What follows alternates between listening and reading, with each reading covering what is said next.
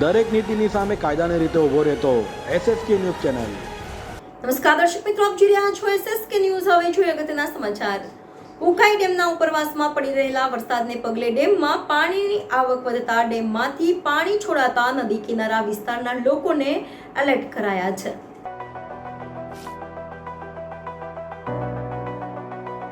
ઉકાઈ ડેમના ઉપરવાસમાં પડી રહેલા ભારે વરસાદને પગલે ડેમમાં ફરી પાણીની આવકમાં વધારો થયો છે।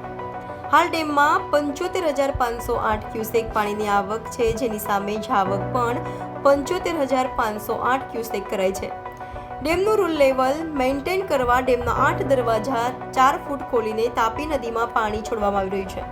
તો હાલ ડેમની સપાટી 335.5 ફૂટ નોંધાઈ છે, તો ડેમની ભયજનક સપાટી 345 ફૂટ છે। ડેમમાંથી પાણી છોડાતા નદી કિનારાના ગામોને તંત્ર દ્વારા એલર્ટ કરાયા છે, સાથે તંત્ર દ્વારા મોનિટરિંગ પણ કરાઈ રહ્યું છે।